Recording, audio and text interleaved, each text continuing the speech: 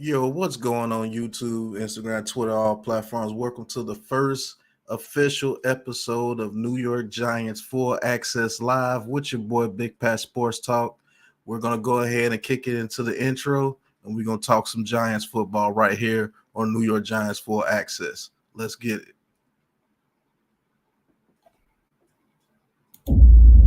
Welcome to New York Giants Full Access with Big Pat Sports Talk, where you get the latest and realest Giants news and content.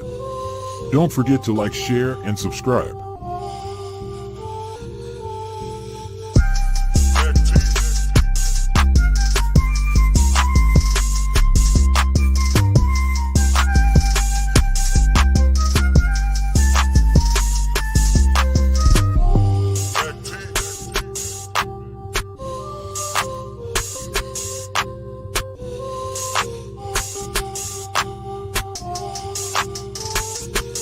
Want to talk your talk with Big Pat Sports Talk and become an official Big Blue Crew member? Hit the join button in the description.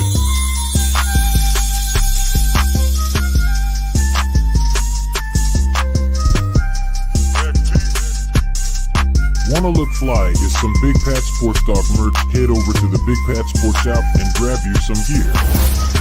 The link is in the description.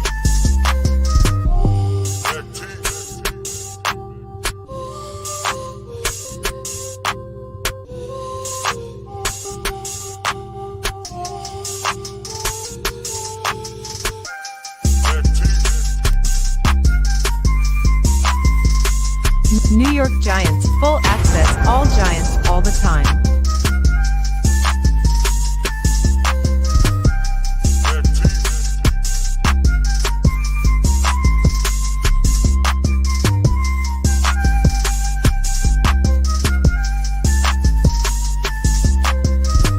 All right, Giants fans.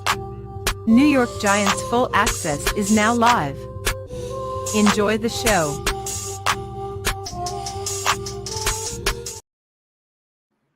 All right, guys. Thank you for tuning in to the first official episode of New York Giants Full Access Live. And I got a special guest already that I want to talk to you guys about some New York Giants news, man. It's my dog, Mr. Brian Howard, man. He's always shown support to the show. And he finally comes on and wants to talk to you guys. So let's tune in. Let's bring on Mr. Brian Howard, man. Let's get it. Hey, Brian, guys. Brian. Hey, Big Pat, thank you, bro. Thank you so much for allowing me, to just, share a voice and an opinion. I really appreciate it. You know what I'm saying? It feels good, man, just to be amongst Giants faithful. So, just here. So, whatever you want, whatever you want to ask me, or want me to just go into what I'm thinking, that's cool too, but I'm just a guest in your house, Big Pat. All right, so what we're going to do here, this is a brand new show coming from the Big Blue Crew network right here on New York Giants Full Access. We're going to be talking about some things throughout the day that have happened, signings, news, rumors, everything that's going on with the New York Giants. We're going to be going through interviews, news from Twitter, everywhere. So we're going to talk about some things. Shout out to the regulars that's in here, NYG, Miz, Bookends, Iman. Thank you guys for tuning in. So, Brian, we're going to make you the first official guest of the show. So we're going to talk with you. And I just want to get your thoughts about the signings of the offensive line. You had something really, really cool to say in the beginning, even before the show started. You said Jones gets his neck snapped. Now you get reinforcements. That's a bad optics for real. I want you to explain yourself on that. Why you think it's bad optics for them getting the offensive lineman after Daniel Jones gets his neck hurt. I'm glad you started off with that.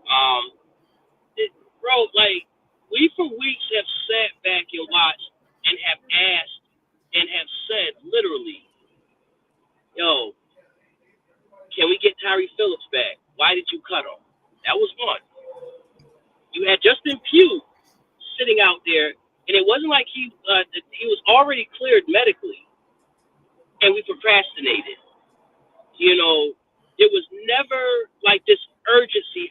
Bro, we have literally seen this team literally pick up in the past 3 weeks 2 offensive line players. You sped up the process to get Pugh out there, who made a significant difference to the line. You know what I'm saying? To the point where now everybody's, you know, jumping for joy because, Jones is out for 4 weeks, and whatever their conquest is, hold on, I'm sorry.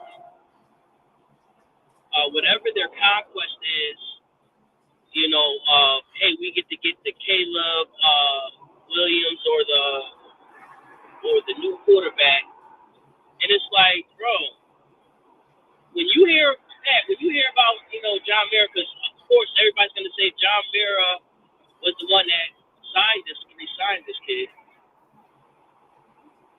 Well, he definitely didn't do a good job in reinforcing that line for him to actually play better, because he just looked shell-shocked. Yeah, I really think that they misinterpreted the offensive line they had this year. I really think they thought those young guys were going to step up and be really good, which turned out to be absolute worst case scenario. But I will say this: if I have Tyree Phillips playing left tackle and Pugh at left guard, I feel way more comfortable than what it was with Joshua Ezeudu. I'm just being honest with you. And once JMS comes back and once Andrew Thomas come back, you could put Phillips at right tackle if you feel that Evan Neal hasn't stepped up, and he may need. I think Evan Neal needs to be benched so he can get a feeling of this spot ain't locked up, and I'm going to have to work to get on the field and really produce. I truly believe he needs to be benched in all seriousness.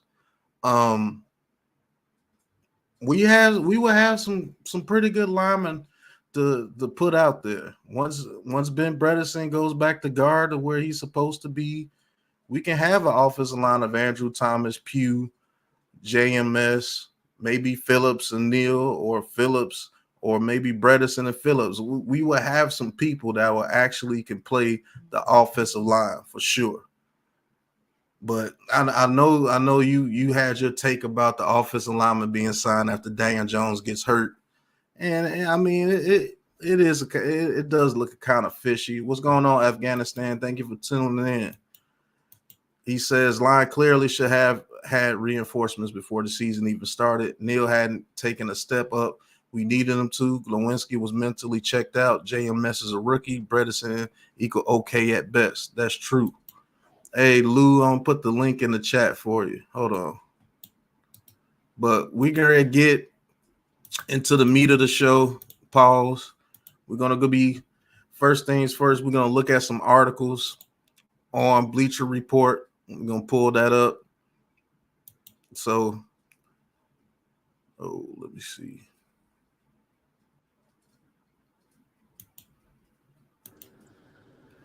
What's going on, Lou? What up, bro? So we're going to pull up an article on the New York Giants from Bleacher Report, and we're going to talk about what actually, good timing, Lou, what you were talking about earlier.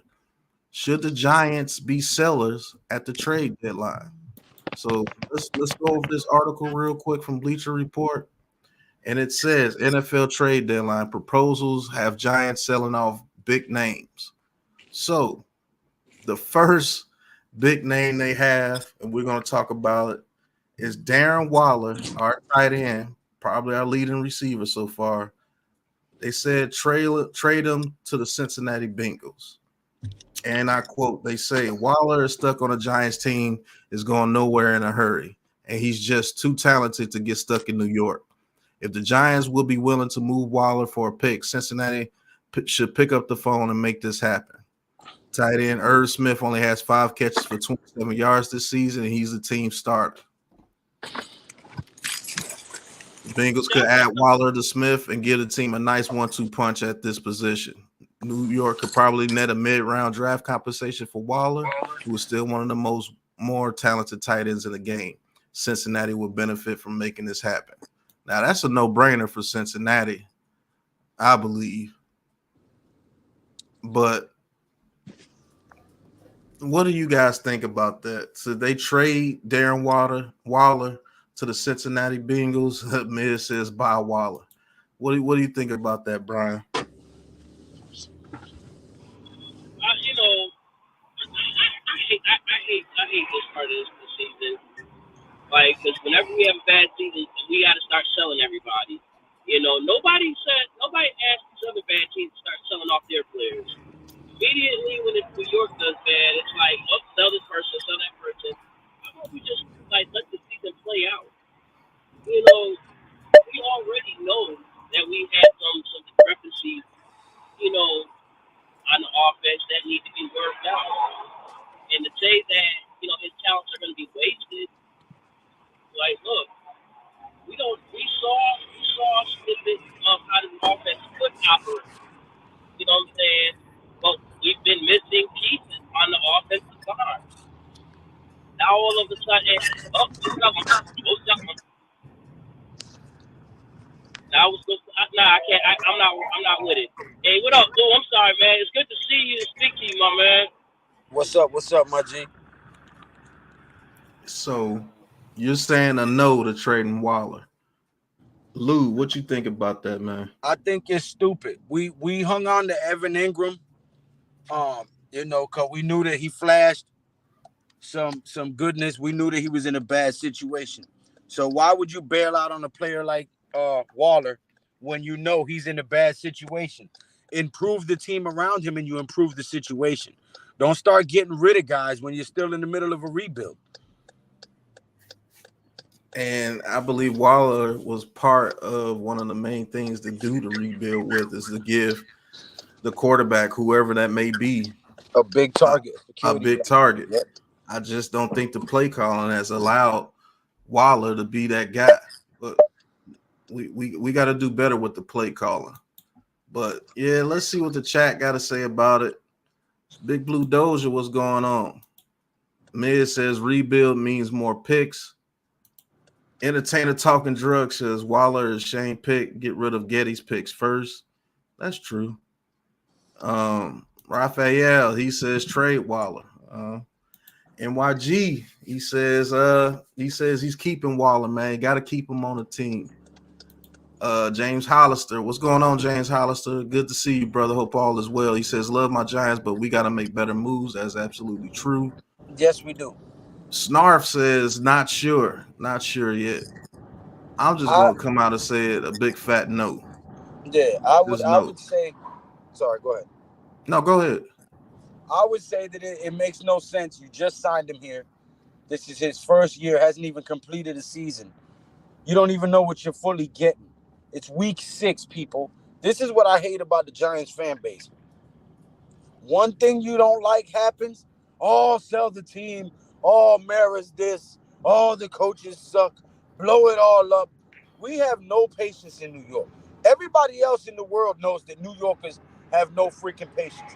People in New Jersey, no freaking patience. People in Connecticut, no freaking patience. Everybody knows this.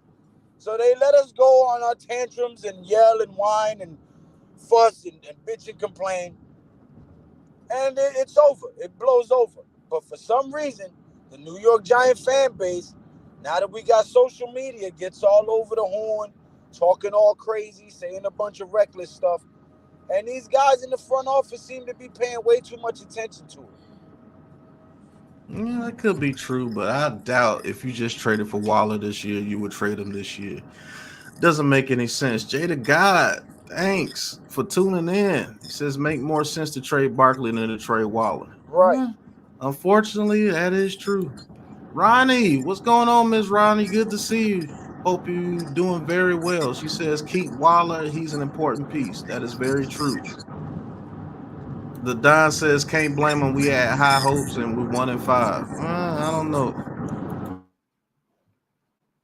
All right. The second piece that they're talking about, Mr. Adoree Jackson, and they say trade him to the Lions. He said if Detroit is serious about a Super Bowl run this year, they need to add to this cornerback group. Jackson will be an excellent rental option. I actually agree with them on this one. Dory Jackson has not looked like himself this year. He has not played very well. And so I think I would trade a Dory Jackson for sure. What about you guys? I would Yeah, trade a Dory. If we're going to get rid of Barkley and Adoree, we should be able to get a nice amount of picks for them too. But that's everything I would give up. Is them two, nothing else. That's very true. What you think, Brian? like I said, it all depends on the haul that you get for them. Like if you're getting like a third round, I'd say go for it. But we already know that Detroit's gonna be picking late anyway. So if you can eke out a third or potentially a second, I say go for it.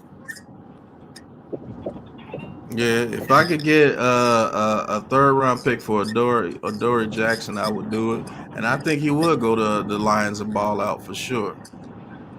I think everybody's in agreement that if you get an offer for a Dory Jackson, you take it. I think everybody's in agreement there. So the next one is Leo Williams. They say trade him to the Dolphins. Yeah, trade him to the Dolphins. Now, Leo, he can be an important part to this run stop defense, but it just seems like he's not all the way there yet. So if I could get a third round pick or fourth round pick for Leo, I think I actually pulled the trigger. Looks like we lost Brian. What do you guys think about Leo Williams? Like, would you trade Leo Williams? Restructure his contract like 4 times all in with this team. Yeah, you can't restructure his contract anymore. He has a void year after this year. So would you trade him if you had the option, Lou? Yeah, that's why I say we've restructured his contract like 4 or 5 times, which is probably why he's not all in on. You going in and out, Lou? He hasn't been as productive the last year. Yeah, because I'm driving home. All right. Well, yeah, I'm sorry. I'm driving to a dead spot right now. I think everybody is in agreement that they would get rid of Leo. So I would do it if I get the right pick. But let's see what the chat got to say about it. NYG, he says I'll trade Leo, but the Dolphins won't buy it with that contract. That is very true. Iman Perry, thank you for tuning in. He says I can see Leo getting traded too. DJ Davidson and Jordan Riley look good. I think Jordan Riley can fill that spot immediately. BK Godson, he says pull the trigger and put Riley in. Yeah. Ghost Dog, he said what's good, Ghost Dog. Miss Ronnie, she says we still need him. He will get better as the season goes on. He had a neck procedure and needs a bit of time. We'll see, man. We'll see. I was about to say you got the oh, I'm sorry about that. I was gonna say Snarf says too big of a contract, but if you want to get Leo out, then do it. That is true. Go ahead, Brian. I was gonna say, yeah, like that. If out of all the trade scenarios, that was my easiest one because you have other players that can replicate or potentially, maximize that output on that position. Like you already said, you got Riley, DJ Davidson. Both can play that same role that Leo's playing right now. Okay. I can agree with that. Now, there's a couple of names that wasn't mentioned here that you can put out there, and we can talk about them. Saquon Barkley. Lou told you how you feel earlier with his short. Go check it out on G Nation Inside Sports. but Saquon is an option, and Xavier McKinney. I'm gonna talk about both these guys real quick because I think that you hold on to Barkley unless you get an offer you can't refuse.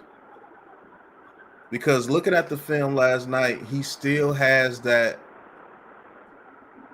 superstar potential as far as getting people to notice him on the field.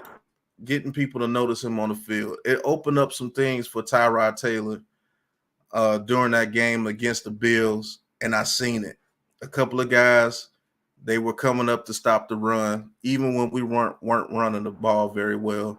They were coming up to stop the run, and it was because of it's because he was Saquon Barkley. And when they didn't come up, he broke off 30-yard run. Then he broke off like another 20-yard run. And I do believe we should have used him more on the goal line. And I still think he brings that superstar appeal to this team where bodies have to account for him. But if they give you a high second-round pick, or let's just say the Bills offer you a first-round pick, I don't think you pass on it. But I know Barkley still has a lot of juice left in the tank. It was proven in that Bills game. He still got a lot of juice left in the tank. And be honest, man, he's still your heart and soul of this team. You know what I'm saying? Absolutely. So I mean, it was. I'd be pissed. I wouldn't be Odell Beckham pissed, but I'll still be upset a little bit if they let Barkley go, because like you guys said, he's shown that he can still do the job. He still can produce.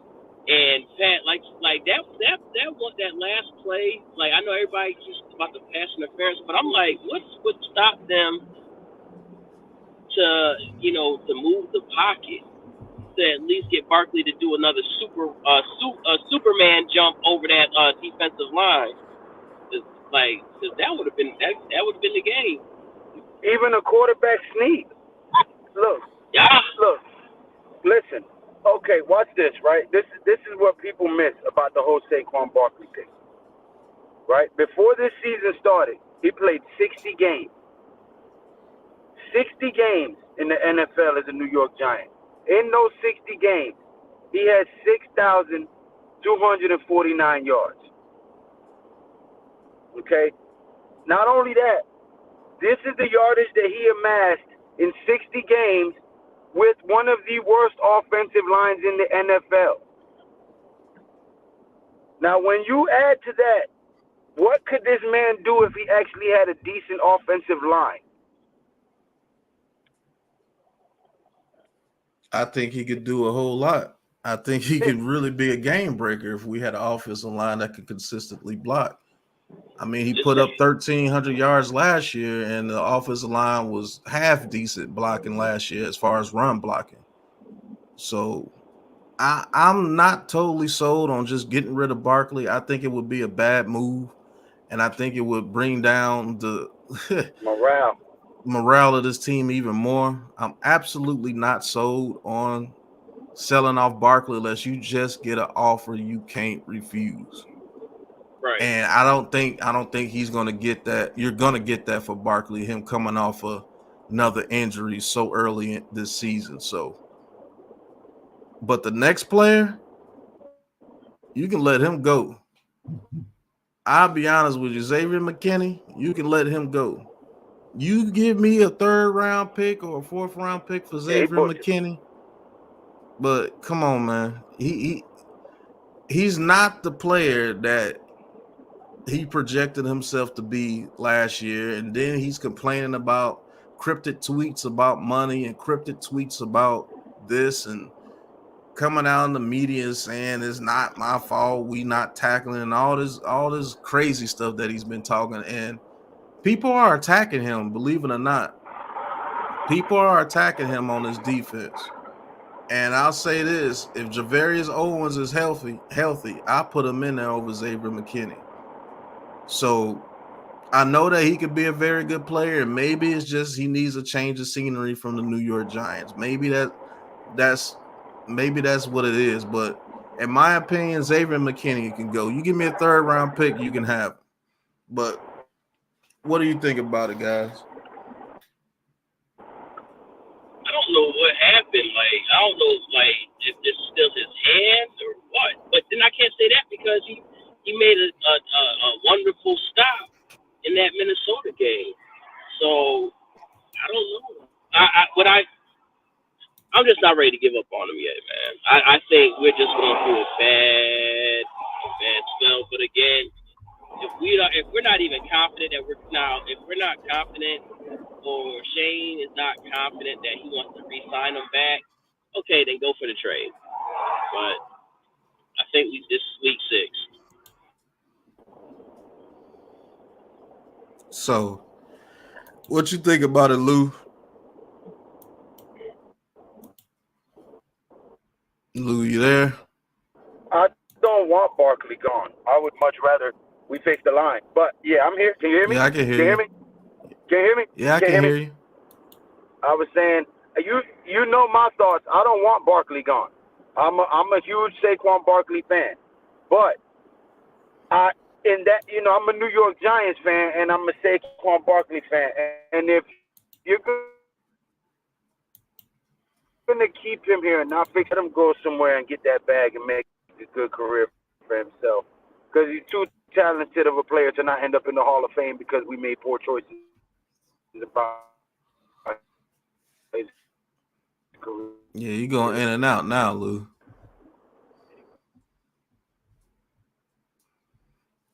But I heard you. You said sell him off if you're not gonna do right by him. Trying to hurt the amount of money that he can make is a. What was that?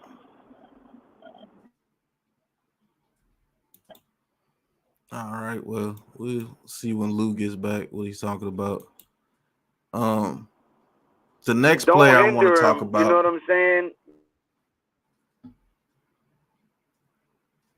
The next player I want to talk about is this man right here on the screen, Mr. Azeez Ojulari. My bad, Big Pat. I'm at the dealership real quick. I'll get my boys ready so we can sit here. All right, Brian. Appreciate you coming on, bro. The next guy we're going to talk about is Azeez Ojulari. Now, Azeez Ojulari, man, this man has been on this team for 3 years, and he had a heck of a rookie campaign, in my opinion. But now it seems that he can't get on the field anymore, man. It seems like he cannot get on the field anymore. And the hard part about it is he actually kind of produces when he's in the game. He was averaging like a sack a game last year, but he kept getting hurt. And now this year, he's hurt again. So, I mean, is Azeez Ojulari a bust? I mean, I don't know. What do you guys think, man? You know, Iman Perry says Azeez needs calf replacement surgery. Yes, he does. Miz says Azeez is a bust. Doja says get him out of the building. Ghost Dog says Mr. Can't Get Right Ojulari. Hey, JCNYC, thank you for the $2 super chat. He says, please trade Azeez injured Larry. True. Hey, we're going to get another opinion about Mr. Azeez Ojulari. Mets, what's going on, Mets? Hey, Pat. Hi, Lou, if you could hear me. But as for Azeez Ojulari, I hear everybody. Sorry. Y'all just can't hear me because I'm driving on the highway. Fair enough. Anyway. Is Azeez a bust? To me, it depends. Glass cannon? Hell yes. Get rid of him. Yeah, I think getting hurt over and over and over again. What's the point of having him around? that is very true, man. The dude stays hurt all the time, bro. Like, I don't get it. I mean, NYG told me this last year, and I was like, man, lay off on him is only his second year, but now he's to his third year, and he's on IR again. Is if it's not his ankle, it's his calf, it's his shoulder, it's a hamstring, it's a toe. Is weird, bro. It's like he cannot get on the He's soft field. as hell. I mean, with the exception of Jones and maybe Saquon from time to time, why is it we keep drafting players that end up being little more than a bunch of glass cannons? Yeah, I don't understand it. Little bulldozer, thank you for tuning in. But I think the whole chat is agreement about Azeez Ojulari. If you do get a offer for Azeez Ojulari, they say take it. I just think he's one of those players that is unfortunate that he gets hurt all the time because he's productive when he's on the field. I mean, you can't deny that. But no, you can't. But availability is the best ability. I have another person that wants to say something about Azeez. Miz, click the link if you want to come in. I put the link in the chat. Yeah, you can't deny that, bro. You cannot deny his productivity, but the best ability is availability, and he has not been available consistently. And it's just weird, bro. I don't get it, man. Like why you can't stay healthy, man? Like why you can't stay healthy? Why when we put you on the field, you come in, you play well for a game or two, and then you leave us, and now we got your High Ward trying to play edge, and you're now Thibodeau. You can focus two people on Thibodeau. Like, can we get a solid edge rush on the other side of Thibodeau so we can see an actual solid pass rush? Like, that's what I want to see. Jamil the King, thank you for tuning in. Miz, I put the link in the chat. You said you want to come on and talk. You got to click the link if you want to talk. I'll be honest with you. I think, Hey, Miz.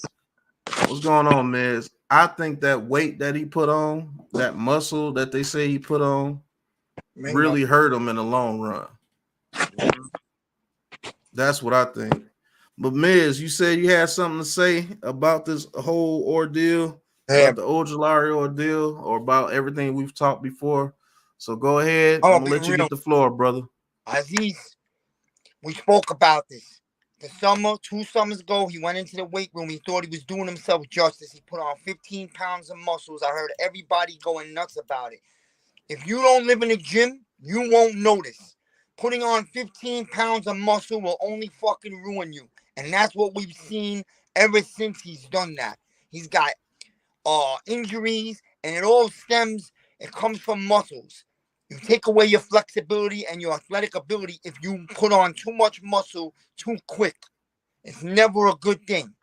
To me, Azeez is never going to be a healthy player again. Okay, we got to go back to the draft, and we're going to draft another edge. It is what it is. Since we're on the topic, because I got things to say. Leo, there are teams interested. Make the trade. Okay. Adoree Jackson, Buffalo needs a corner. What are you giving us? Okay. Yo, we're open for business. Sorry. Barkley. Yo, I got his jersey right here. Okay. I love the guy. Do I want the guy to be here when the Giants finally get back to the Super Bowl? Yeah, I do.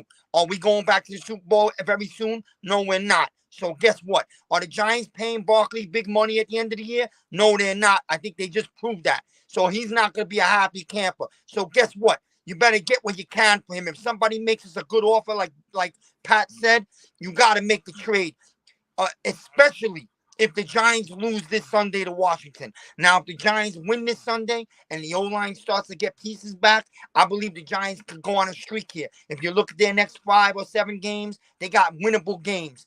But who are we to say that we're going to beat anybody? So until they win a game this Sunday, I can't really buy into that narrative that the Giants are about to turn the season around and make a climb. I got to see a win. We should have won Sunday versus Buffalo. We didn't. I'm still fucking angry about that. But it is what it is. If the Giants lose Sunday to Washington, guys, guess what? You're going to be watching players disappear real quick over the next 3 weeks. We gave that game away, bro. We could have won that game. I agree. You chose to keep the ball in the hands of your backup quarterback as opposed to your starting running back on the 1 yard line. That told me everything I need to know about the future of Barkley with this team.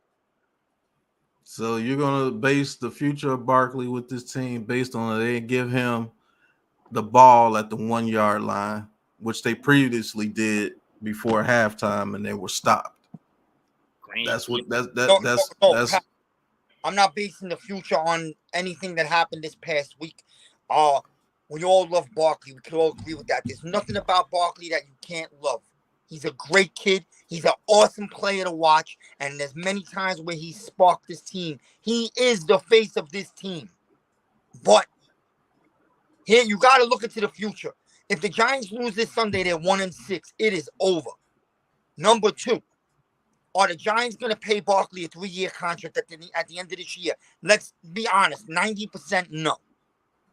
So you got to look at these things and start thinking about, we're going to draft another young running back in the draft, not in the first round, but we're going to draft a young running back. And you got to face the facts. We are probably going to draft a quarterback.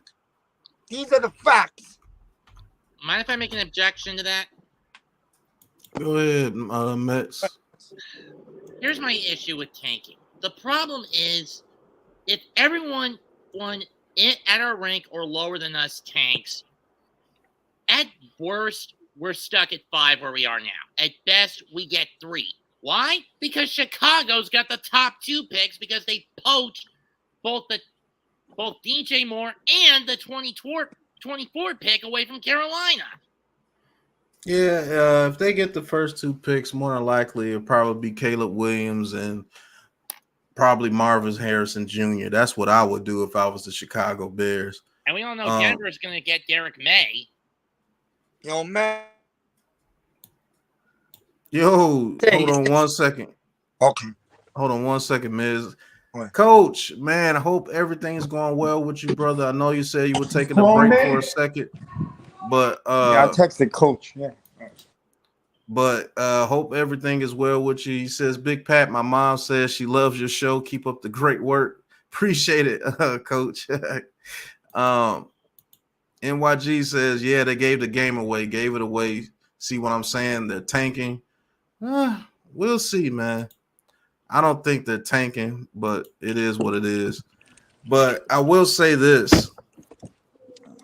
If the Giants get the 3rd pick and Caleb Williams is off the board, you think they take that quarterback from North Carolina, Drake May? I hope they don't. If they do take a quarterback, I want it to be Michael Penix from Washington. But I will say this. What if there's a scenario that Marvin Harrison Jr. from the Ohio State Buckeyes is there and we get that elite receiver? Because that dude's amazing, bro, and that dude's going to be a monster in the league. He's like a bigger, stronger, faster version of Jay Jettas. And I'm telling you, that dude's going to be a monster, bro. Barring any injury, he's going to be an absolute beast. Mm-hmm. Would you take him over one of those quarterbacks? Go back to where we was. I can't hear you, Lou. You're going in and out. Going right before, right? Lou, you're going in and out, bro. We can't hear you.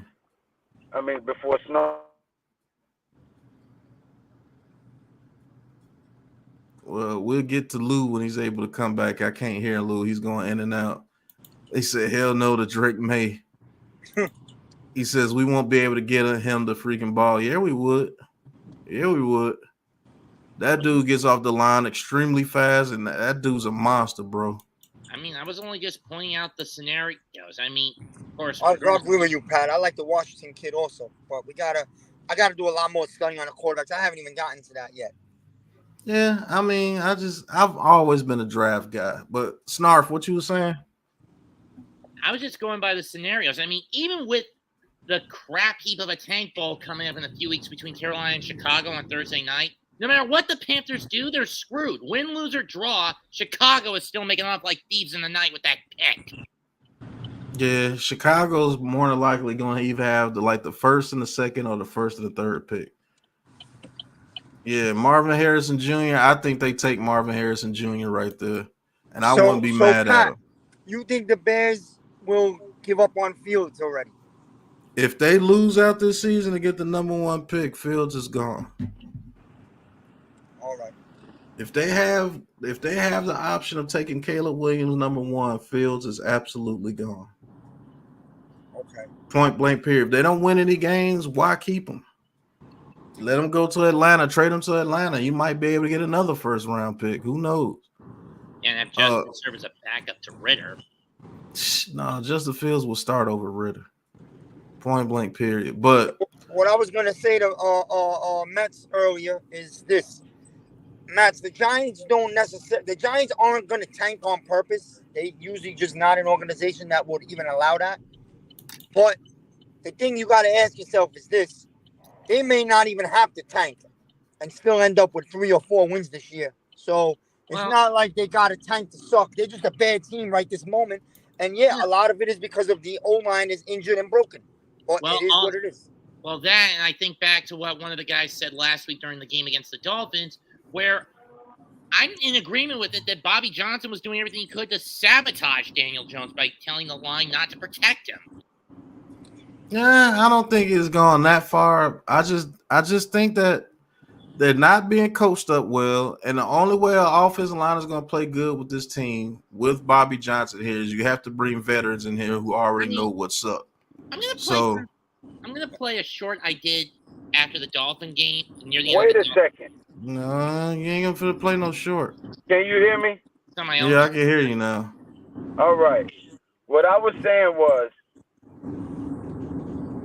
if we're not gonna give any credence to them not giving Barkley the ball on the last play on the goal line, then you're telling me that you trust Tyrod Taylor more than you trust Saquon Barkley to win you the game.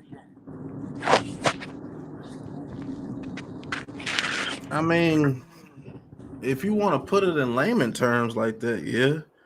Maybe they just believed in that play. Maybe they believed that the Bills will sell out for the run again and Waller would get sneak in the back of the end zone.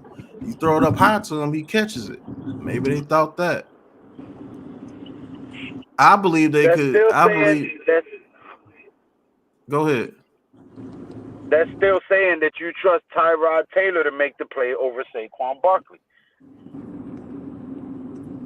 So if you're going that far to say that you trust him over Barkley, then what's the point of keeping Barkley, is my point. You know what I mean? But it's in the heat of the moment, Lou. It's not like they said, man, nah, we don't trust Barkley. We ain't going to give him the ball. He going to fumble or something. No, I believe they truly believe that they were going to sell out for the run, and you toss it to your big 6'5" monster of a tight end in the back of the end zone. And it would have worked if he didn't get his neck torn off by holding. It probably would have worked. But you know, like I know, when the game's on the line, you want the ball in your best playmaker's hands. So when your backup quarterback, hold on. When your backup quarterback is in the game, and your #1 running back is in the game, and you are on the 1 yard line, and you need to get a touchdown to win the game, you're going to tell me that you would trust your backup quarterback to throw a pass more than you trust your #1 running back to gain a yard.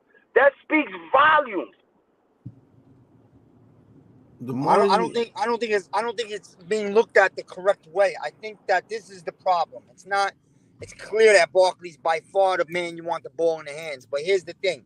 The O-line, outside of 2 runs on 1 drive in the 4th quarter, had not opened the hole for Barkley all game long. That is true. That's why they called the play action, throw it to the big man 1-on-1.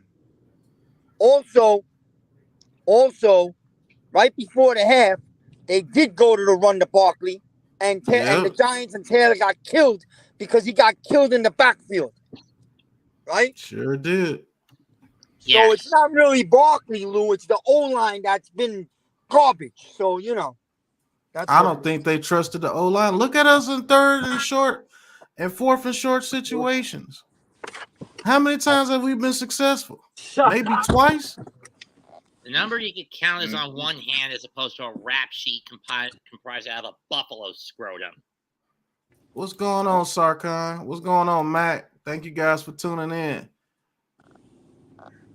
I mean, yeah, that's the point that I'm bringing up. The last time they did it before halftime, look what happened. They got 2 yards in the backfield, and Barkley was hit before he even got to the line of scrimmage. So maybe that was in their brain too. I will say this. I do like the play of Barkley being able to jump over the line and get into the end zone. He's done it millions of times for us. So I would have liked to see that, them try to do that. But just a run straight up, man, I think he would have got stopped, bro. JCNYC, he says tush push fake hand to Barkley. I bet he flies over Tyrod. O-line sucks, but it's 1 yard. True. Yeah, Tyrod did get lit up on that play, to be honest with you. That's why he had to throw it off his back foot. Mm-hmm. He says, I would have ran a play action boot, throw to a tight end. That's what I would have ran. Another thing I would have ran, I would have did a play action and booted, and I would have had Slayton go on the out route. Why was Waller the only one running a route on that play? I don't understand it. But I want to invite another guest, special guest, Mr. Man Cave. What's going on, Man Cave? How you feeling today, bro? What's good, bro? I'm feeling good, man. I was just listening to your show, man, enjoying the show, listening to the panel. Yeah, I got about 15, 20 minutes left I want to do on the show, so I want to get to this right here. I want us to look at Giants Twitter together and see exactly what Giants Twitter is talking about. So let's go to the Giants Twitter feed and let's see what Giants Twitter is talking about. So can everybody see? Yep. Mm-hmm. You can't see it that way, so we're gonna have to do it this way. Mm-hmm. So Giants Twitter. Let's see what they're talking about. Let me refresh everything. Let's actually go to home. Yeah, I just want to say one more thing while you're doing that. Go ahead. As far as the game with the Giants with the Barkley thing, I agree with you, Big Pat. You have to look at it this way: the Giants had like second and third string linemen in there, and they wasn't really getting no push. And I believe the reason they didn't get the ball to Barkley is because he's not fully healthy like that. You know what I'm saying? So I don't take nothing into it. I take it with a grain of salt. It has nothing to do with Barkley not being like in the future or nothing like that. I just think they're trying to bring him along slowly like that. And if the line wasn't pushing and giving them like to get in there, they wasn't going to try to chance it. So I think their best thing was just to just to do like a pass or something like that, to get the ball in the end zone, because they got stopped like three other times, I think, because that line just couldn't do it. They couldn't push. And you have to look at it. I mean, we got so many offensive linemen out. If we had linemen that was on the bench, you could have brought in and have a jumbo package to push them in, but there was a lot of guys are out. These are all the linemen that we got left. That is very true. So one thing I've seen on Giants Twitter is that they say we finally have a linebacker crew with Bobby O and Michael McFadden. And I have to agree. I think Michael McFadden and Bobby O are very great tandem of linebackers for this team, and they are playing very well together. And I told people that Michael McFadden is playing at a different speed this year. He's picked up on whatever they want him to pick up on, and he's playing a lot better. Bobby O had won a game for the ages against the Bills, although it was in a losing effort. He caused the fumble. He caused the interception as well.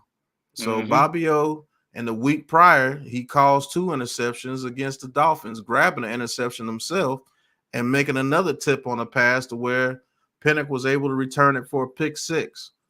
So I think Bobby O has came into his groove, and I think Michael McFadden is finding himself as an inside linebacker in this league, and I think we have a talented tandem moving forward. What do you guys think about that? I think we do have a tandem that's pretty talented with Okereke and McFadden. The thing is can they keep this up? I mean, despite the loss on Sunday, I looked at is more of a step up. The O-line showed a little more confidence. The defense was more aggressive in forcing turnovers, even if they couldn't sack Josh Allen. And thoughts and prayers to Devin or Dwayne Harris, whoever it is, who's out with that neck injury for Buffalo. But that said, we need to fix. I mean, Tyrod's got to learn the system. Sunday night was his first game under center under Brian. Hey! Stay on subject, sir. We are talking about the linebackers. Sorry, Man Cave, what you got? Oh, I like it, man. I like McFadden and Okereke, but I think we just need to add one more linebacker. We need a linebacker impact like how the 49ers got Fred Warner and Greenlaw. We need an aggressive, a real physical, aggressive, fast linebacker, to add with them to get that linebacking core really up to snuff. You know what I'm saying? Facts.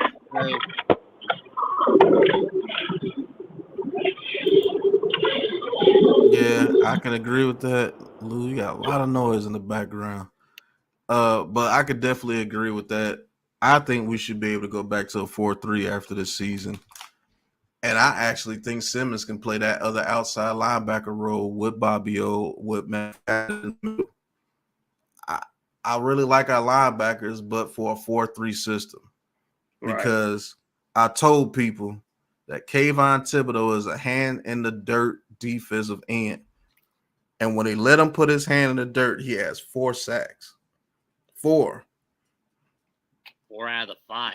Oh, yeah, and they did say Dexter Lawrence was finally put him over center, where he's supposed to have been all season long, over center. You know what I'm saying? So that way he can put pressure up the middle, and that's what we need. So I think our linebackers are very good, but like you guys said, we need that one. We need that one more linebacker, but I actually think we have it in Simmons if we go to a 4-3. Questions will make you do it. Let's talk about another cat, Deonte Banks. Is he having a defensive rookie of the year candidacy? Because I don't see anybody getting anything on him. To be honest with you, I think Deonte Banks is playing he's playing the hell out of cornerback so far this year. I truly believe he is, man. Like, nobody's really getting anything on him. I think he's having a defensive rookie of the year, man. Yeah. What do you guys think, man? Go ahead. Go ahead. Yeah, I think, like I said, with what he's doing, with how we started out on defense, like with no pressure really and all stuff, and then things that he's doing, could you imagine if we did have defensive pressure and things like that? I mean, it would make his job a lot easier, because that's why Trey Hawkins, got benched, because the defense ain't putting no pressure up front.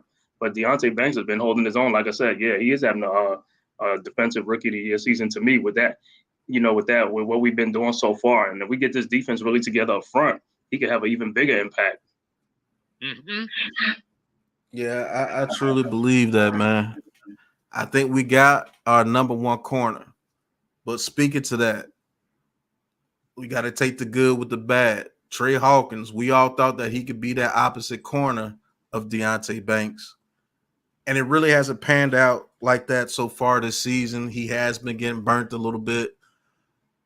Are you ready to give up on the Trey Hawkins experiment, or do you think he just needs a little bit more seasoning before he was thrown out there, being that he was a 6th-round pick? I honestly believe Trey Hawkins and Deonte Banks are going to be our cornerbacks going into the future. I do believe these two dudes are going to be a very good tandem. They're both over 6 foot. They're both close to 200 pounds. They're both very physical. It's just that Hawkins doesn't have that catch-up speed that Deonte Banks has. So do we line up Hawkins like a man coverage without the press, unless it's against a receiver that we know that he can take advantage of? Because Banks, I'm cool. Let him do what he do. It's almost getting to where I can say I could put him on an island and he's going to make some plays for me. But what about Trey Hawkins? What do you guys think about Trey Hawkins going forward? Do you like him? Or do you say, hey, the experiment is over? Or do you bench him this season and let's see what he could do his second season? What do you guys think that we should do? And shout out to the chat, man. Thank you guys for putting in your input. But man, K, what do you think?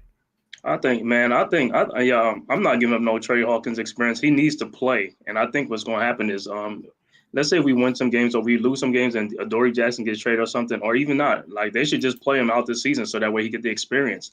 I would like to see him. To me, he's a Swiss Army knife. You know what I'm saying? Because of his size, his length, he could be in that middle, like causing deflections and things like that. I think he just need more experience, and I think most of his struggles is because, like I said, the guys up front not putting no pressure up front. And that makes your secondary looks weak. But if them guys put some pressure up front, I mean, he's there to stay with his man. He's gonna stay with his man. So I'm not even worried about that. I think he's gonna be great. I say keep him, or at least let him try to do a few games that doesn't work, or get him through a training regimen where he has to catch some chickens to build up speed.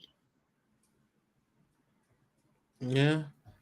But he does have speed. I mean, he has speed. He doesn't have the catch-up instincts like Deonte Banks. Mm-hmm. Like if you get past Trey Hawkins, you pretty much got past him. You get past Banks, like Banks is gonna make that up and he's gonna come and make a play a lot of the times. I just think Trey Hawkins needs a little bit more tweaking to his game. I think he needs to play stronger when they ask him to play bump and run. Like when he plays bump and run, he misses a lot. You shouldn't be missing when you have those long arms that he has. So yeah, I think the Hawkins experiment is going to pay off the second year. It's not going to be like how Deonte Banks is this year, who's actually proven to be the best rookie corner so far. Christian Gonzalez was balling too, but he got hurt. So that pushes Banks into that number one spot. I'm going to hop off, Lou. See ya. All right, Mets. Have a good one, bro. Right. Yeah, but I was gonna say, as far as this, I think our problem is, like somebody has said in some other things, is like we got a lot of young guys who don't really have a good veteran leadership to teach them the ropes. Like how like Kayvon, if he had like OC Tuck and Strahan to come in with somebody like that to really get in them, we don't have that. Deonte Banks, he ain't got that he don't have that like Pro Bowl like a cornerback front of him to teach him. And I think that's why our problem is. But it's like, what I'm saying, like we got some veterans or some guys like that to help them. Because the guys that we got, some of the best we got, they really don't be teaching them like that. You know what I'm saying? I think they'll do much better with guys like that. All right. So I definitely agree. Let me get to the chat a little bit. NYG says the real question is how confident we are in Flock, because if Flock can lock down the slot, then Hawkins can develop on the outside. Then we good money. That's another quarterback I was going to ask about. Cordell Flock actually looks pretty good in the slot this year when he's given a chance. Mm-hmm. So those three guys together, that could be something, Yeah. Thank you, Miz. I appreciate it. We're going to be doing a lot more of these New York Giants full access live shows for you guys, talk about recent topics and everything. And it's just good to see Ronnie Rivers in the chat, man. Hope you are doing well, Miss Rivers. She says Hawkins is good. He just needs a little bit more time. Let him get the experience now. True. Exactly. Hey, shout out to Vinny G, man. He said Trey had a tough start with the receivers he faced. True. He had to face Tyreek Hill. He had to face a lot of people. CeeDee Lamb. Yeah. Yeah, that's not good for a rookie.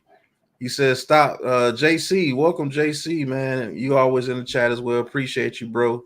He says stop. You can't give up on a 6th rounder yet. He shouldn't be starting as it is. If you're gonna start him, you have to give him time. That is very true. It seems like everybody is not off the Hawkins train. It's just that he needs time because he's a 6th round rookie, man. It is. Stevie Johnson, thank you for tuning in. He says, I think Xavier McKinney is still sour that the Cowboys passed on him.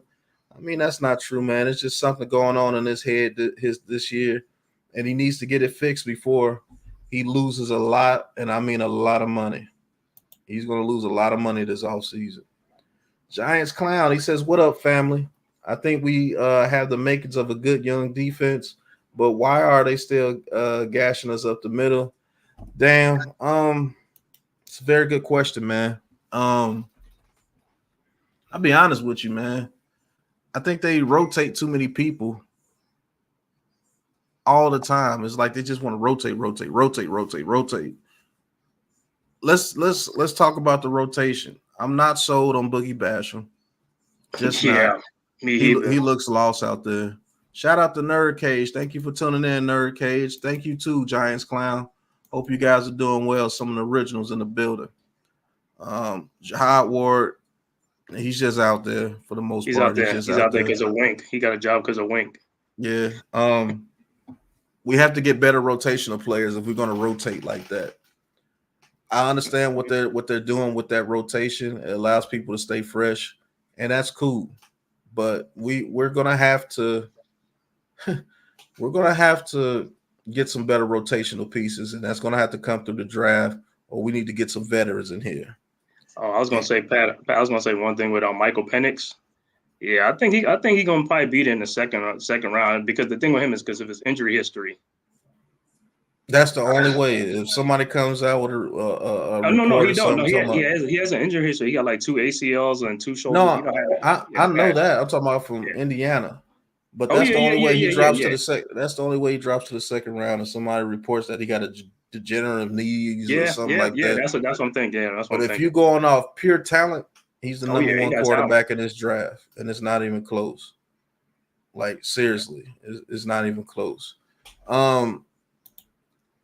James Hollister said, should we trade for a rusher like Hunter or Huff from the Jets if it's a very low round pick? Because we got to conserve our picks now too. Because this season goes haywire. We're gonna need picks. Right. He might not be back if we play a 4-3 defense. That's something I would take a chance on, man. Especially if this defense. Well, the way the defense is playing now, if they continue to play the way that they're playing now, you can't get rid of Wing. But I just think that we have a 4-3 set of linebackers. That's what I truly believe. But we're going to talk about two more things, and then we're going to get out of here. The show's only supposed to be an hour, but you guys always get me. We're going to talk about the offensive line moving forward. As reported, we did sign Tyree Phillips from the Eagles practice squad, and he's already on the 53. We signed Josh Miles from the Falcons practice squad, who's a big 6'6" monster, and we still have Justin Pugh. Mm-hmm. And there have been no updates on DJ's neck that I've seen. Tyree Phillips, do you play him at guard or do you play him at tackle? I would play him at tackle, man. And I think what they're doing is, I mean, Evan Neal's like he better have his alarm up because the way they're getting these offensive linemen, they're gonna move him in the guard because he can't cut it at tackle. So I'm thinking that's why they're bringing these guys in, you know. So because when they get this line straight and they get healthy, like I said, it's gonna be Thomas, you know, Bredesen, you know, Schmitz, and either Neal or Pugh or Tyree, you know what I'm saying. But Neal's gonna be moved from the tackle, so. That's the guy that got to watch this man because I mean he hasn't improved. Okay, give me your best offensive line formation with the new signings, with the Pugh signing, with the Phillips signing, these new guys. Give me your best offensive line that you think they should put out there on the field. My best, I mean, it's going to be definitely Andrew Thomas at left tackle. Now the left guard, it could be Bredesen, or I could put Pugh over there. No, I want Pugh at right tackle. I can move Phillips into right guard, and Schmitz is going to be the center. So it's between Bredesen and Neal at left guard or something because I need him. I need him at guard. So you're totally giving up on Evan Neal at right tackle. Hey, chat. This is a question for you guys. Put a 1 in the chat if you feel that we should give up the Evan Neal at right tackle experiment. Put a 1 in the chat if you feel that way. Put a 2 in the chat if you feel that we should keep him at right tackle. You guys let me know. I want to see some 1s and 2s in the chat. Let's see what they do. But it's gonna be a lot of 1s. Yeah, I see 1 already. I see 2 1s.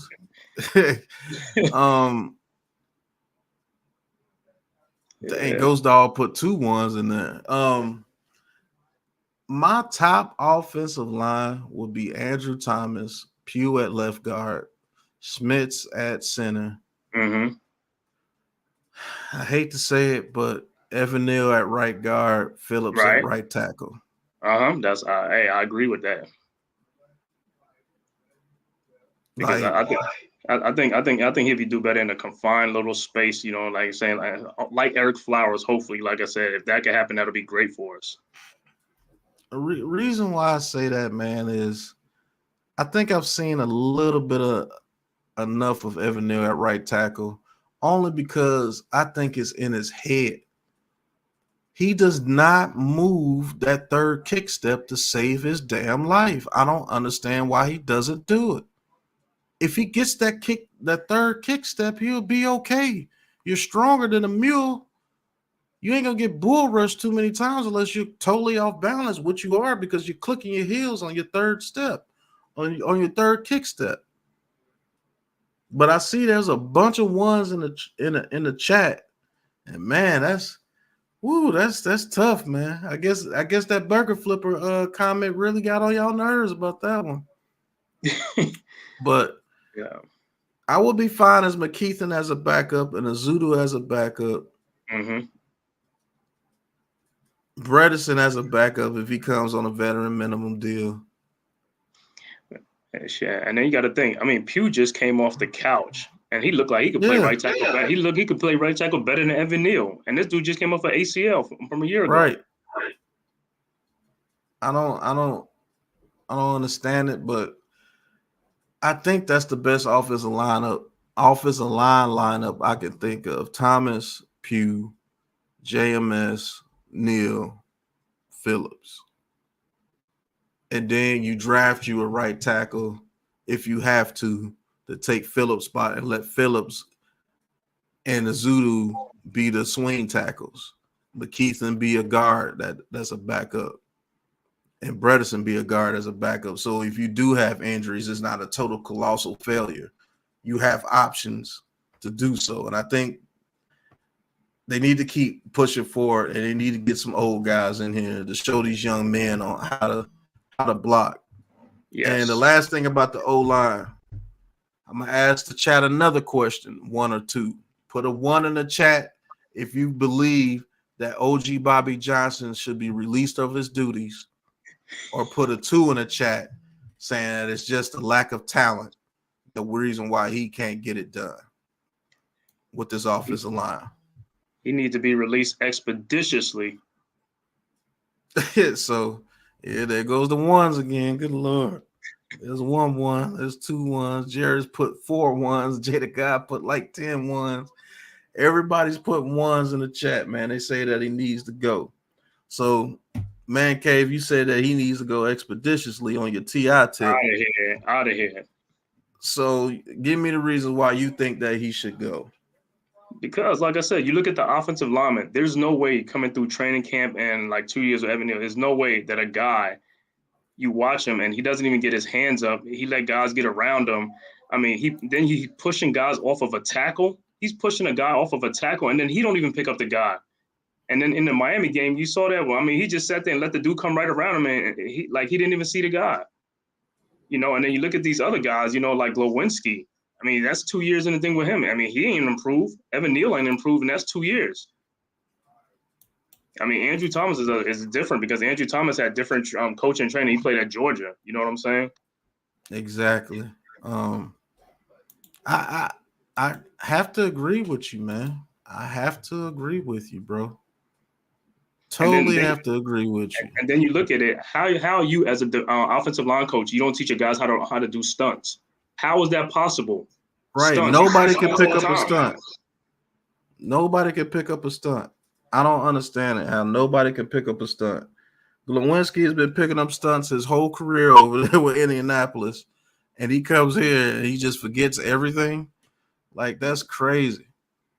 I do think we should sign Lyle Collins as well, because if we could get Collins at tackle, which he played best at with the Cowboys, and he plays well, Pugh playing well, John Michael Schmitz playing well, Thomas playing well, and the only thing we're worried about is the right guard position, which will probably be Evan Neal. I think we got ourselves an offensive line. There's some old guys out there, but it is what it is, man. I'm using some old guys on the offensive line because those old men can play till they're about 38, 39 years old. And we can draft some people and you learn from him. So when he gets old and decrepit and he can't do it no more, you can say, here you go, kid. You go in there and you do it. That's what I feel. So this is going to be the last segment of the first full episode of New York Giants Full Access Live. I thank you guys for tuning in. I'm going to be doing a lot more of these. So we're going to listen to some Brian Daboll and see exactly what he was thinking about after the Sunday Night Football game. Let me know if you can hear it. How are you? Morning, Patty. Dave, can you talk about the defense? The defense the last couple of weeks, it looks like it's been playing a lot better. What have you seen from that unit, and where have they really tightened things up to play better? Yeah, they have improved. I think Bobby O has done a great job of getting the ball and getting hands on the ball. I'd say a bunch of those turnovers are a result of his play along with the rush that goes along with it, but seeing the quarterback getting hands on the ball. Obviously we had some big plays last week. We limited those this week, improving the fundamentals. They've done a good job. They've improved. So we're going to need to continue to do that. And I totally agree with him. I think Bobby O has taken a huge leap in his game after the first couple of games. Everybody, he ain't playing like Fred Warner. He sucks. Why are you giving him money? New York does that a lot. Like you miss one tackle, you're just the biggest bum ever. But I think he's turning into a leader on this team. Hopefully he continues this route and he continues to make plays for this defense because all the turnovers that we had, he was pretty much a part of all of them that we've had this season. So I don't know what you think about that, man. Hey, I totally agree, man. Like I said, the first couple of games, it wasn't looking too good, but like I said, but then again, sometimes you're playing against really good competition too, So, and plus, early on in the defense, if this is your first year in a guy's system and, it's going to take a little bit of time for them to get their cohesion and, communications together and stuff like that. And that's what it looked like in the first couple of games. Like nobody knew what, everybody was disjointed. Now, the last couple of games, they starting to look a lot better. The defense starting to come together a little bit better. Like I said, we getting some pressure, we getting some sacks. Because you remember the first couple of games, we didn't get no sacks or any pressures. And now, now you got Leonard, Dexter Lawrence over center now, which I hope he stays there over center so that way we can still keep getting pressure now. That'll open up more things on D. And I will want to say this to you. Bobby O is going to be the leader of this defense. Whether by the end of this year or the beginning of next year, he's going to be the leader of this defense very soon. I like the way he plays, man. We're going to listen to one more quote from Question for Brian Daboll. We're going to give our answer, and then we're going to get out of here, man. Let's go. Thank you. Yep. Dan Duggan. Hey, Brian, I know we asked about some specifics with Tyrod last night, but just overall, how do you feel like you played? I think Tyrod did a good job. He threw the ball on time, made some good throws down the sideline to Slayton. Got the ball out of his hands, even when there was some pressure. So did a good job of leading his team. Obviously, the team thing of 0 for 5 in the red zone that's a team thing. So something we got to work on, but continue to do that. But I thought Tyrod acquitted himself well. So you didn't think that we was going to get out of here, Mission Man, what's going on, and not talk about Tyrod Taylor and Daniel Jones? One more question in the chat, and I need y'all to do this right now. Put a 1 in the chat if you think Tyrod Taylor should be the starter for the New York Giants moving forward, or put a 2 in the chat if you feel that Daniel Jones should take over when his neck is healthy enough to play.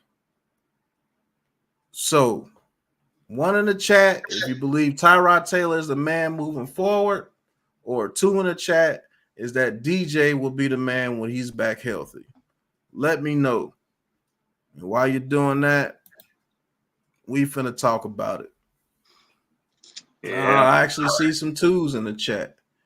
Yeah.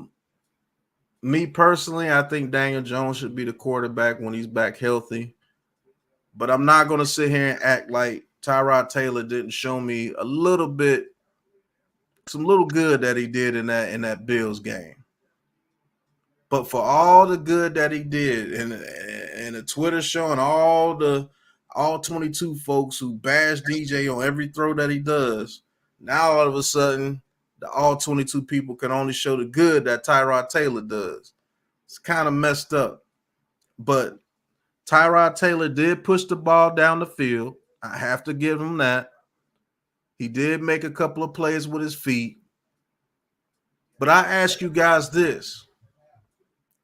Was Tyrod Taylor good throwing the ball down the field because they were actually calling shots down the field? And the offensive line actually played like an NFL offensive line?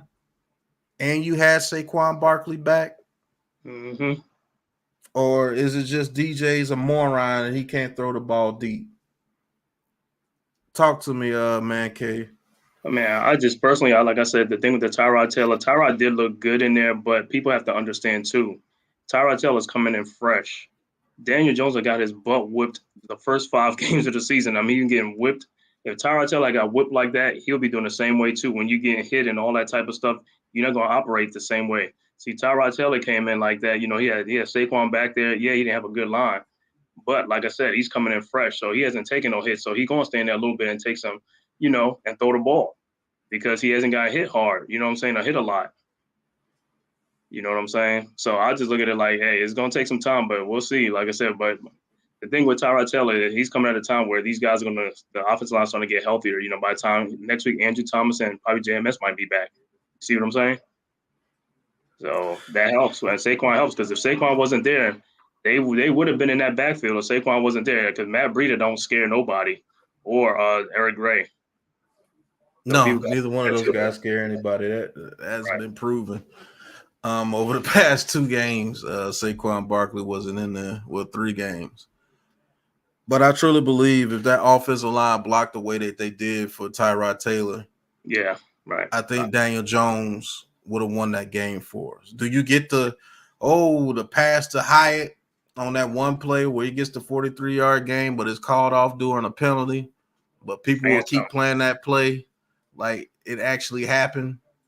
And it was a good play. I'm not going to lie. He rolled out to the left. He threw that ball. That was a damn good play by both players. Mm-hmm. And that was a phantom call on Evan Neal, too. That was a bad call. Will you get plays like that consistently from Daniel Jones? No. But I don't want my team with a quarterback that has to do that all the damn time. Most successful teams, dudes are not doing that all the time. Patrick Mahomes is not throwing off his back foot all the time. We have an offensive line where the quarterback has to do that all the time, and it's not going to work. He's going to die. You're getting them hit too much. Yeah, they are acting like Tyrod Taylor threw 4 touchdowns when he actually cost us points in the beginning, in the first half, and couldn't get the ball in the end zone the 1 yard again after a gift pass interference. So it's not like we scored a touchdown. We didn't even score a touchdown. We scored 9 points. Yeah. Let's keep it real. And I gotta leave with this subject here. I'm sorry. Put a 1 in the chat. I gotta keep doing this, man. But put a 1 in the chat if you feel that Jalen Hyatt needs to be on the field all the time now. Does Jalen Hyatt need to be the Giants' number 1 receiver moving forward? Just by default, at least the number 2 guy where he's on the field 80 to 90% of the time. All the time. Put a 1 in the chat if you feel that way. Because I'm going to be honest with you, man. That kid's hungry, man. And he's played pretty doggone well. He's played pretty doggone well, man. And I don't understand why he is not on the field.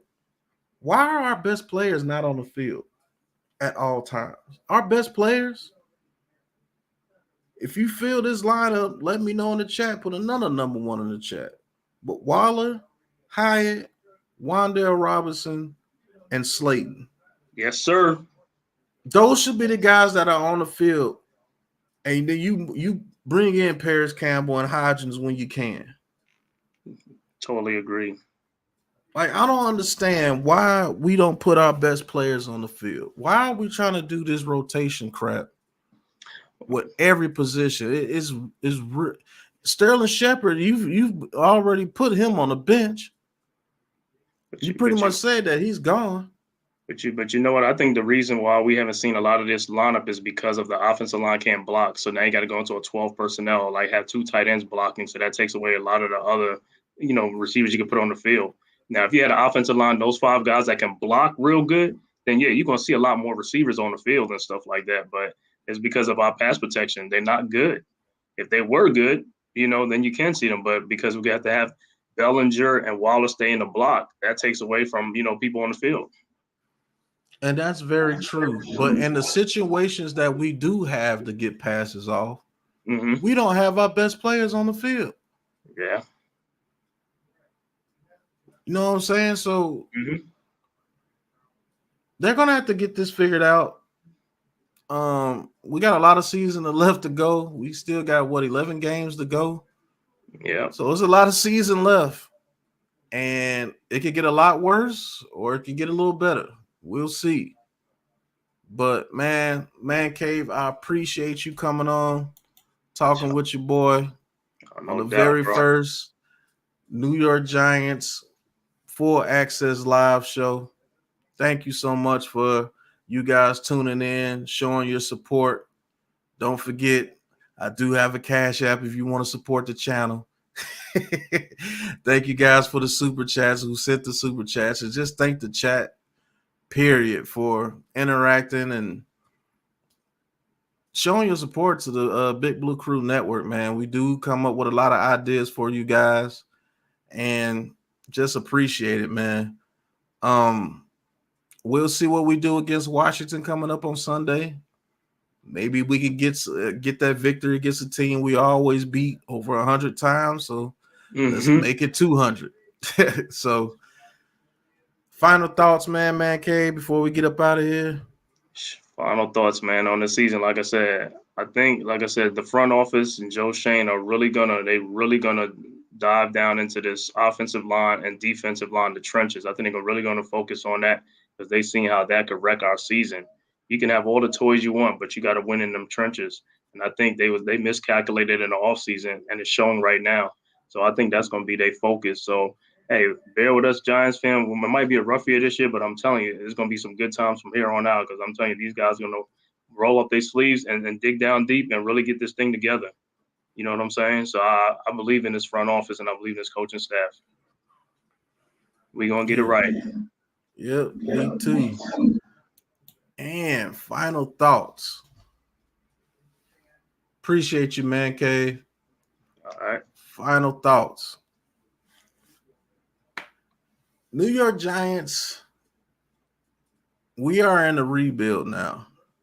I truly believe they're going to do a full rebuild, especially if we lose to the Washington Commanders, whatever you want to call them. We're going to be in a full rebuild, and you might see a lot of change coming forward. You might see Barkley gone, maybe Leo, Dory Jackson, Xavier McKinney. It is what it is when it comes to a full rebuild, and it's going to have to happen if this team cannot come together and get something done. But I'm going to leave you guys with this. For all you guys who want these elite quarterbacks, the quarterback got to be elite. The quarterback got to make plays. Quarterback this, quarterback that, quarterback this. When you played real football and you know how real teams are built, first things first, man, the offensive line is about the only thing on the team that can make the team better. When you really think about it, when you have an offensive line, it can make your running back better because you're opening up holes to where he can go through and make easy yards.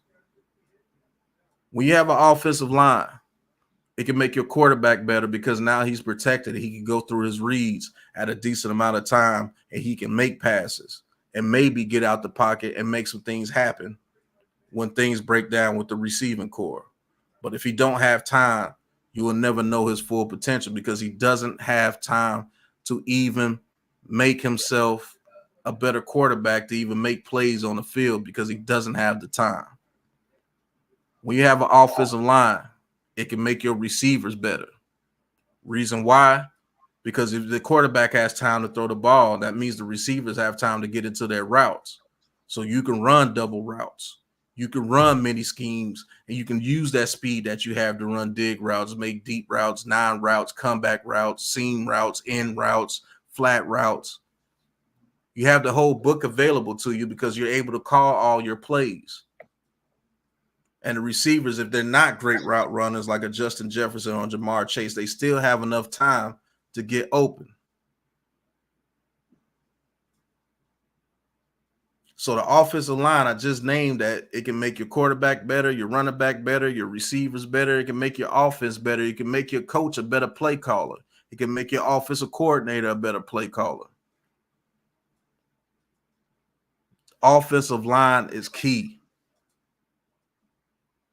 I don't care what quarterback that you put on that field. If you don't have an offensive line that can protect him like a regular NFL offensive line, what are you wanting a quarterback for? So he can die?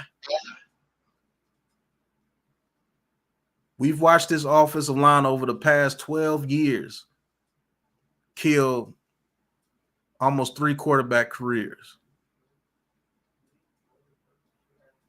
So when are y'all gonna get it through y'all thick skulls? And not saying the chat in here is usually with me on a lot of things. But for the guys that just think that this magical quarterback is just gonna fall into our laps, how many people you gonna have to see get killed at the quarterback position before you say we need to fix the trenches at all costs? I don't even care about the Daniel Jones versus Tyrod Taylor situation. I hope both of them can do well. But I know one thing, if we don't have an offensive line, they're both going to be out of here, probably with injuries. So those are my final thoughts on this Giants team, how we get better as a team. We get better as an offensive line. You might see a whole different team. So thank you guys for watching. Appreciate you guys. First episode of New York Giants Full Access Live. And there's plenty more to come. But you already know, until the next episode, welcome to the Gulag, man. And we're going to see you on the next one. Peace. Looks like we got another one! On the ground!